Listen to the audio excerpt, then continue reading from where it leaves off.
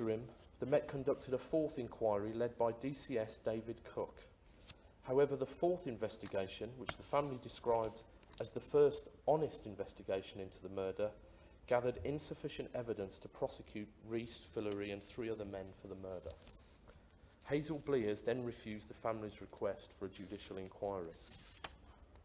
In 2006, a fifth investigation began under AC John Yates. This happened out of the blue after Alistair Morgan had initially approached the Met Police Authority Chairman Len Val.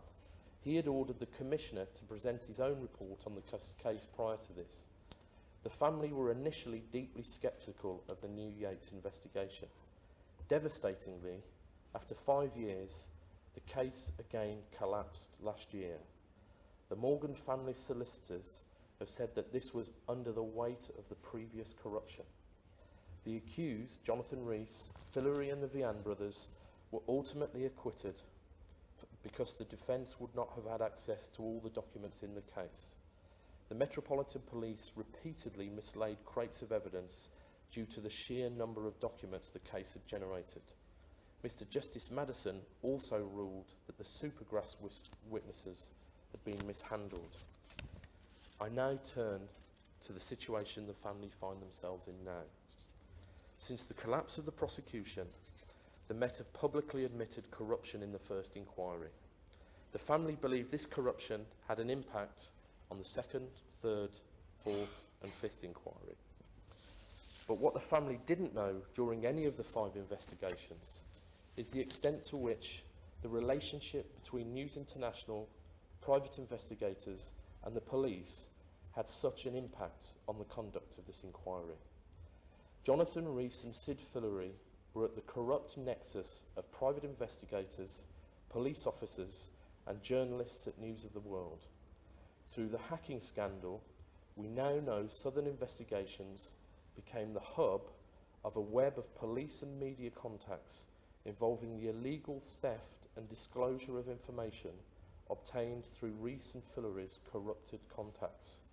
Southern Investigations sold information to many newspapers during the 1990s, but we think exclusively to News International after Rees was released from jail in 2005. The main conduit at News International was Alex Maranchek, chief crime reporter for News of the World and later the paper's Irish editor. I want to focus the Minister's attention on Maranchek in particular. Rees and Maranchek had a relationship that was so close they both registered companies at the same address in Thornton Heath. Abbey Cover, established by Rees and his colleagues from News International Greg Muskew, was registered at the same address as Southern Investigations, run by Rees and Fillery. Rees's confirmed links with Maranchek take the murder of Daniel Morgan to a new level. It is important to remember that in the days before the murder, Daniel's family believe he was on the verge of exposing huge police corruption. This was confirmed by Brian Madigan, Daniel's former employer, in a statement in May 1987, in which he said he believed Daniel was about to sell a story to a newspaper. In a second later statement, Madigan said he believed this paper to be News of the World and the contact to be Alex Maranchek, who, until recently, still worked for the paper. BBC Radio 4's report programme has also confirmed that it has seen evidence suggesting that a week before the murder, Daniel was about to take a story exposing police corruption to Maranchek and was promised a payment of £40,000. We also know from the investigative reporting of Nick Davis at The Guardian that Southern Investigations paid the debts of Alex Maranchek. As part of the third failed investigation, Operation Nigeria was launched. This included the surveillance of Southern Investigations between May and September 1999 and was run by the Metropolitan Police's Anti-Corruption Squad, CIB3. They placed a bug in the officers of Southern Investigations that yielded evidence that convicted Rees for a serious but unrelated crime. Police surveillance shows frequent contact between Rees and Maranchek. I understand that the tapes made by the bug, have not all been transcribed. If they were to be, they would yield more collusion, perhaps criminal in nature, between News International and Jonathan Rees. I hope the Minister asks the police if this process is underway. When Rees came out of jail, he was rehired by News of the World, then edited by Andy Coulson.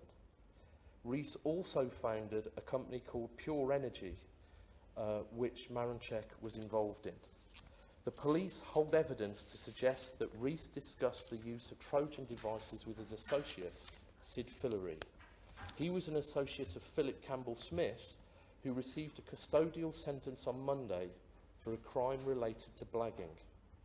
Campbell-Smith is a former Army intelligence officer. I'll say no more on Campbell-Smith, as I don't want to prejudice the Operation Chiletta inquiry. But I hope I've demonstrated to the Minister a close association between Rees and Maranchek, and here's now why I think the Metropolitan Police cannot be used in any further investigations. Yesterday, the Leveson inquiry heard a startling revelation that Alex Maranchek, a close business associate of Jonathan Rees, then the prime suspect in a murder case, chose to put DCI David Cook and his family under close covert surveillance. The person who was investigating a murder was put under close surveillance by a close business associate of the man he was investigating. This was raised in 2002 with Rebecca Brooks, the then editor of News of the World. I'd just like the Minister to imagine what his response would have been to that information. A journalist employee tried to undermine the murder investigation of his close associate. Rupert Murdoch claims that News International takes a zero tolerance to wrongdoing. Far from launching a wide-scale inquiry to investigate wrongdoing, however, Rebecca Brooks promoted Alex Maranchek to the editor's job of News of the World in Ireland. It gets worse. Last year, Mr. Cook's then wife, Jackie Hames, discovered her records appeared in the evidence file of Glenmore Care. The records showed information that she believes can only have been obtained from her private police records. Whilst DCI Cook was investigating a murder, his colleagues in another part of the Met were in receipt of evidence that a close associate of his suspect was illegally targeting him. Did Andy Heyman, the then head of the hacking inquiry, who also happened to be in charge of the fourth investigation into Daniel's murder, ensure that his colleagues were informed about this? No. When he retired early from the Met, Andy Heyman became a paid contributor to News International. That's not right. For months, the Yard took no action. Why not? Why were they not willing to pursue what appears to be a clear attempt to interfere with the murder inquiry of Daniel Morgan? It has been reported by The Guardian that the reason no action was taken by Scotland Yard was so as not to embarrass the Met with newspapers. It gets worse. I would like the Minister to request to see all the intelligence reports submitted about Alex Maranchek.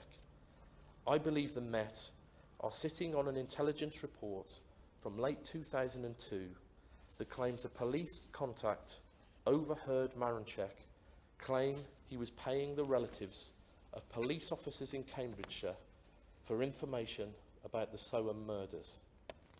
These are allegations that, as far as we know, have not been investigated.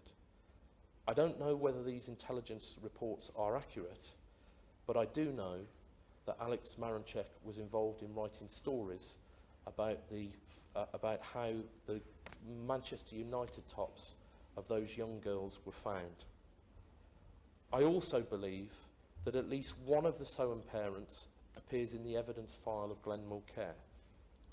The Met Police failed to investigate both leads when reported in 2002 and 2006.